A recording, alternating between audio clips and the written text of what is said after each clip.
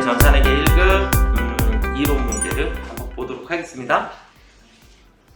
자, 1번서부터 한번 보도록 하겠습니다.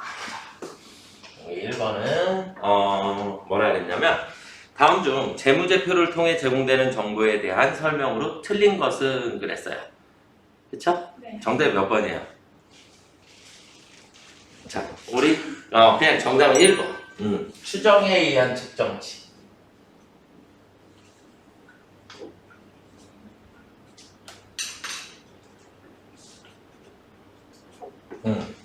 추정에 의한 측정치를 사용한다, 안 한다?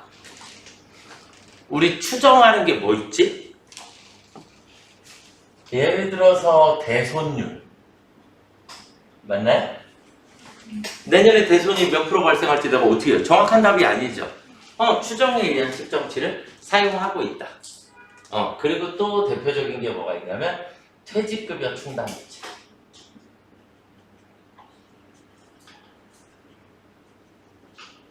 퇴직급여 충당부채도 퇴직금 내가 지금 설정하지만 이 퇴직금이 나중에 가서 다시 정산해야 되는 거죠.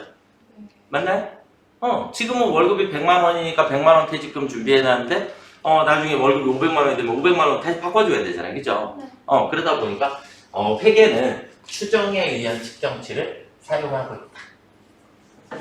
추정에 의한 측정치를 포함한다. 그래서 1번이 정답입니다. 이해가 되셨죠? 자, 그 다음에 재무제표는 특정 기업 실체에 관한 정보. 당연하잖아요. A라는 기업에 대한 거. 당연히 모든 정보는 화폐 단위로 표시하죠. 그쵸? 그 다음에 재무제표는 산업 또는 경제 전반에 관한 정보. 우리 회사에 대한 정보를 제공하지, 우리 회사 외의 것들까지 여기다 반영하지는 않는다. 이해가 됐죠? 그래서 정답은 그냥 1번이고요. 자, 문제 2번 보도록 하겠습니다.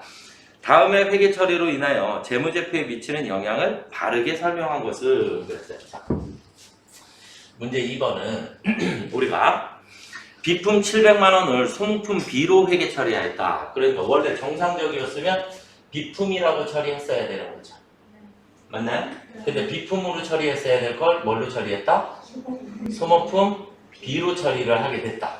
그러니까 원래는 자산이 어떻게 됐어야 돼요? 증가했어야 돼. 맞죠? 자산이 증가했어야 할 것을 우리가 비용이 증가하게 처리를 해버린 거죠. 그럼 비용이 증가하게 됐으니까 비용이 과대계상이 되었다. 맞나요? 비용이 과대계상하게 되었고 얘로 인한 효과는 이제 비용이 과대가 됐으니까 우리 이익은 어떻게 됐겠어요? 당연히 과소계상이 됐겠죠. 맞나요? 이익이 과소계상이 됐을 거고 이익이 과소계상되었다는 얘기는 또 내 자본이 과소계상되었다는 얘기랑 똑같아요. 이익이 생기면 결론은 이익은 내 자본이 될 거니까. 이해가 되셨나요? 그러면 수익이 과대계상된다. 이건 말도 안 되고 자산이 과소계상된다. 자산이 생겼어야 되는데 안 생겼으니까 자산이 과소계상됐겠죠? 2번이 정답이겠네. 맞죠? 비용은 과대계상이 되고 그 다음에 이익은 과소계상이 되게 된다. 무슨 말인지 이해가 되셨습니까? 네, 그래서 정답은 2번입니다. 자, 그 다음 문제 3번. 다음은 상무물산의 제1기 재고자산에 대한 내용이다. 선입선출법에 의한 기말재고자산 금액은 얼마인가 그랬나요? 자, 그러면 선입선출법이라고 했어요. 선입선출법은 뭐예요? 먼저 들어온 게 먼저 나간다. 맞나요? 그럼 일단 간단하게만 먼저 써볼게요. 처음에 수량이 몇 개? 3,000개. 그 다음에 몇 개 팔았대요? 500개. 그쵸? 그리고 또 1,500개를 팔았네? 맞죠? 그리고 2,000개가 들어왔고, 그리고 500개를 팔았어요. 이해가 됐나요? 그럼 선입선출법 우리가 문제를 푼다라고 하는 얘기는 먼저 들어온 게 먼저 나간다. 일단 나간 거의 개수로 한번 다 세볼까요? 그러면 2,500개. 선입선출법이니까 어디에서 나간다? 3,000개에서 2,500개가 나가게 된다. 맞죠? 그러면 3,000개 중에 몇 개가 남았어요? 500개가 남아있고, 그리고 이 2,000개는 그대로 남아있는 상태가 되죠? 맞나요? 500개는 얼마짜리? 300원짜리. 그 다음에 2,000개는 400원짜리. 이해가 되셨습니까요? 그러면 5, 35, 15만 원. 그 다음에 80만 원. 그쵸? 그러니까 95만 원의 재고가 남으면 되겠죠. 이해가 되셨습니까? 아시겠죠? 그래서 매출한 수량만 먼저 집계를 하면 돼. 매출 수량 집계해서 위에서부터 뺄 건지 밑에서부터 뺄 건지를 결정을 하면 됩니다. 이해가 됐죠? 자, 그 다음. 무형자산 인식하기 위한 기준이 아닌 것은. 이건 근데 외웠어야 돼. 맞죠? 우리가 문제 4번. 무형자산이 되기 위해서 식별이 가능해야 하고 기업이 통제하고 있으며 미래 경제적 효익이 확실해야 한다. 이건 무형자산의 정의니까. 무형자산이 되기 위한 요건은 이 세 가지를 모두 충족할 때 무형자산이 되는 거니까 정답은 몇 번? 4번이 되겠죠. 이해가 되셨습니까? 네. 자, 그 다음에 문제 5번을 한번 볼게요. 문제 5번. 문제 5번은 다음은 대한이 단기 중에 취득하여 기말 현재 보유하고 있는 유가증권 관련 자료이다. 기말 회계 처리로 적절한 것은 그랬나요? 그런데 이제 중요한 건 첫 번째 줄에 보면 단기 보유 목적으로 취득하였으며 그랬나요? 네. 단기 보유 목적이니까 우리 계정권 뭘로? 단기 매매 증권으로 처리하였다. 맞죠? 이게 일단 머릿속에 있어야 되고 어찌 되었든 우리가 첫 번째 거는 단기 매매 증권이고 그 다음에 두 번째 거래는 장기 투자 목적으로 취득했다 그랬나요? 네. 그럼 두 번째 거래는 매도 가능 증권이다 라는 얘기죠. 매도 가능 증권이다. 그러면 단기 매매 증권이 200만 원이 240만 원이 됐으니까 단기 매매 증권 평가 이익이 생기면 되나요? 네. 단기 매매 증권 평가 이익이 생기면 되고 그 다음 매도 가능 증권 180만 원을 170만 원이 됐죠? 네. 그럼 매도 가능 증권은 평가 손실이 생기면 된다. 떨어졌으니까. 이해가 됐나요? 네. 그러니까 정답은 몇 번? 그냥 공짜 4번이었네요. 그쵸? 네. 이해되셨죠? 네. 자, 그 다음 문제 6번. 연수학계법. 연수학계법 외웠나요? 연수학계법. 연수학계법은 취득원가 마이너스 잔존가치 곱하기 내용연수 합계 분의 잔존연수. 외우셔야 되죠. 그러니까 취득원가는 얼마? 6천만 원. 마이너스 잔존가치는 10%니까 600. 그쵸? 그 다음에 내용연수가 몇 년이래요? 3년. 그럼 내용연수의 합계는 어떻게 구한다? 1년, 2년, 3년. 분의 1차년도죠? 첫 번째 해에는 무조건 제일 뒤에 거부터. 1차년도, 2차년도, 3차년도 이렇게 오는 거예요. 그러니까 1차년도는 3. 이해가 되셨나요? 그러면 5,400만 원인데 5,400에 6분의 3이니까 2분의 1? 그럼 2,700만 원만큼 생각해 주시면 되겠네? 맞죠? 정답은 4번입니다. 이해되셨죠? 자, 그 다음 문제 7번. 다음 중 유형자산에 대한 특징이 아닌 것은 유형자산은 형태가 있는 자산이고 맞죠? 그 다음 판매 목적으로 하는 것은 무슨 자산? 재고자산이다. 그래서 2번이 정답이 되겠네요. 자, 그 다음에 문제 8번. 매출 원가를 구하라 그랬나요? 우리가 매출 원가는 T자 그렸었나요? T자 그려서 기초에 매입에 더해서 기말을 빼주시면 매출 원가가 나오겠죠? 맞나요? 이렇게 하면 매출 원가가 나와요. 매출 원가가. 자, 양쪽의 합은 무조건 같아야 되고 기초가 얼마래요? 500. 자, 그런데 매입액이 문제네. 매입액이 200에 매입 운임이 20만 원이 들어갔고 매입 할인이 10만 원이 발생을 했죠. 그러면 매입시 운임은 원가에 포함. 그럼 220이 됐네. 맞죠? 그런데 할인해줬으니까 10만 원은 빼야 되겠죠? 그러니까 순수한 매입액은 200. 10만 원이 순수한 매입이 된다. 그렇죠? 네. 그리고 기말이 얼마래요? 200. 그러면 매출 원가는 510만원 정답. 이해가 되셨죠? 그러니까 우리가 순매입액을 계산을 할 때, 우리는 여기 있는 게 순매입액이에요. 순수하게. 그러면 우리는 전체 총매입액에다가 플러스 재비용, 매입시 재비용, 그러니까 운임 이런 것들은 다 포함한다. 그리고 그 금액에서 우리는 마이너스 뭘 빼요? 애누리, 할인, 그 다음에 뭐 환출 이런 것들을 빼주시면 되는 거죠. 이해가 되셨습니까요? 네. 자, 그 다음 문제 9번으로 넘어가 보도록 하겠습니다. 문제 9번은 이제 그냥 공짜가 되었을까요? 지금쯤이면 공짜가 됐어야 되는데 보조보험비 배부 방법에는 몇 가지가 있더라? 세 가지가 있더라. 첫 번째, 직접 배부법, 그리고 단계 배부법, 그리고 상호 배부법. 이렇게 되셨죠? 그렇죠? 그래서 직접 배부법은 보조부문 상호 간의 관계를 완전 무시하고, 단계 배부법은 우선 순위, 그래 순서에 의해서, 그 다음에 상호 배부법은 완전 고려한다. 그렇죠? 정확도는 상호 배부법이 가장 정확하다. 됐죠? 그리고 상호 배부법이 가장 복잡하다. 맞죠? 요 정도의 특징만 여러분들이 알고 계시면 문제 풀어지죠. 그래서 상호 배부법은 가장 정확성이 높은 배부 방법이다. 네. 직접 배부법은 배부 순서를 고려하지 않는 가장 단순한 방법이다. 맞죠? 그럼 정답은 그냥 3번이네. 부문별 원가 계산은 어쨌든 부문비를 다시 한번 바꾸어서 계산을 하자라는 거지, 이거를 한다 그래서 우리가 플러스 마이너스가 생기지는 않는다. 그러니까 이익하고는 상관이 없더라. 이해가 됐나요? 네, 그래서 정답은 3번이 되겠고요. 자, 그 다음으로 넘어가 보도록 하겠습니다. 10번 노무비 발생액을 맞았나요? 답이 뭐냐고요? 진짜 이거 물으면 안 되지. 참.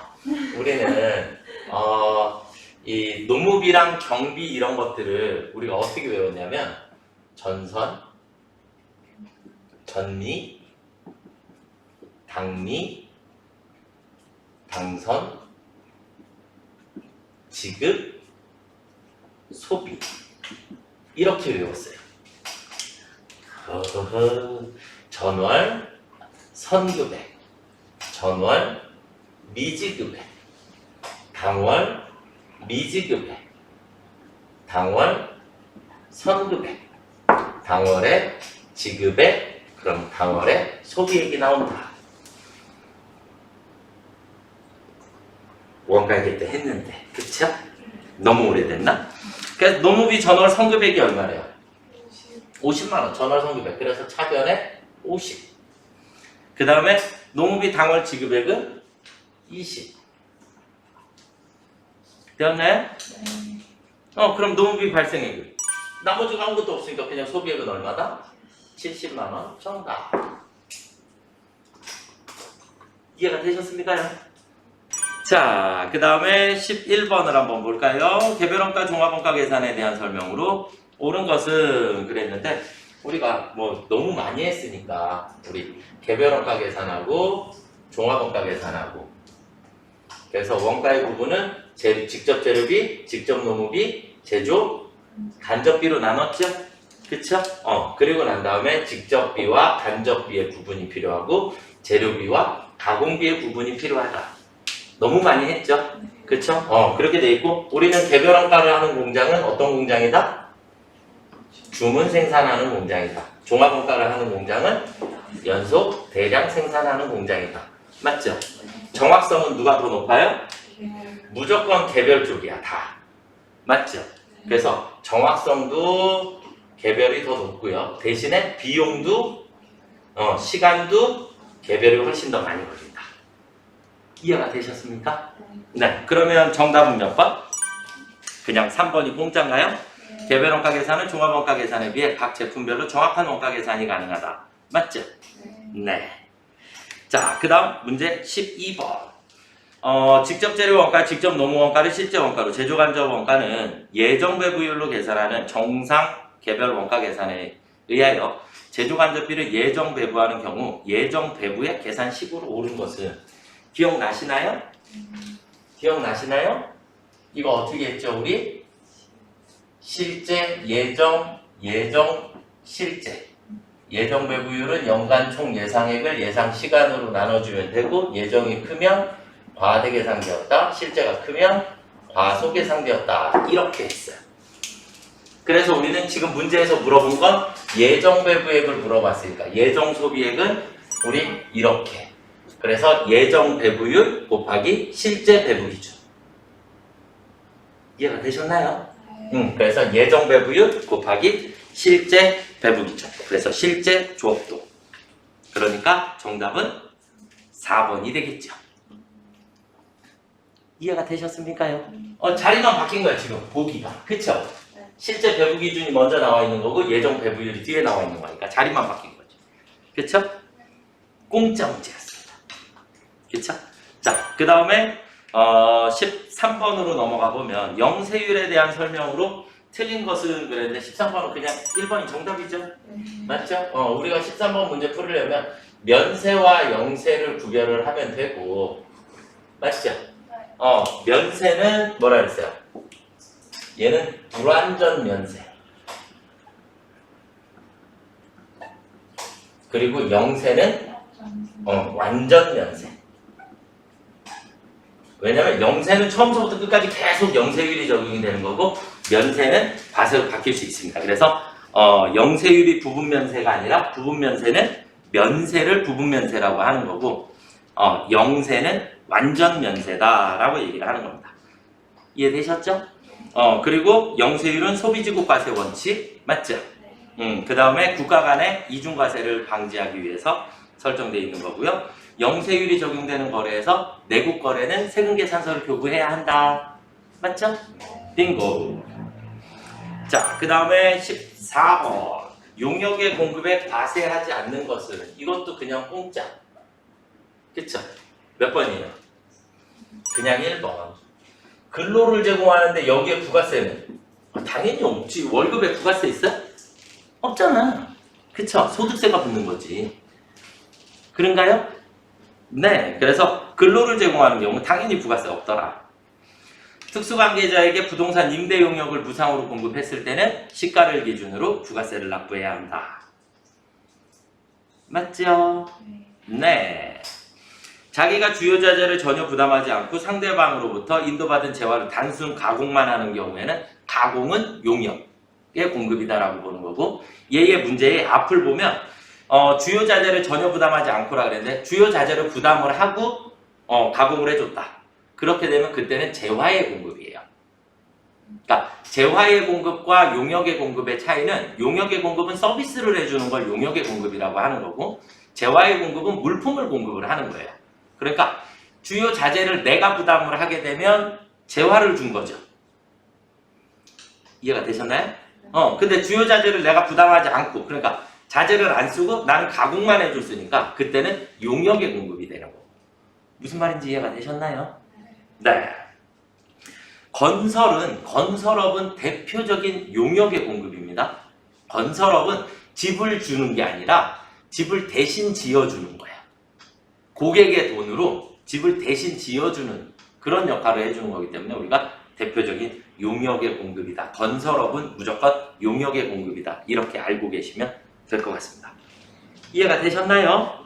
네. 15번. 다음 중 부가세법상 세금계산서에 대한 설명으로 가장 옳지 않은 것은 법인사업자 및 개인사업자는 반드시 전자세금계산서를 발행해야 한다. 15번 문제에서는 전자세금계산서.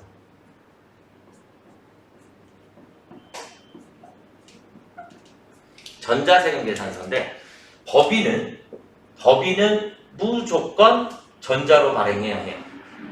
아시겠죠? 법인은 무조건. 그런데 개인은 2022년 지금 이제 올해 기준으로를 나눌게요. 2022년 7월 1일 이전에는 3억 원 이상이 개인 사업자. 그런데 2021년 7월 1일 이후에는 2억 원 이상인 개인 사업자는 전자로 의무 발급이에요. 내년도가 되면 또 법이 바뀌어요. 2023년 7월 1일 이후에는 1억 원 이상인 개인 사업자는 무조건 전자로 발행을 하셔야 합니다. 아시겠죠?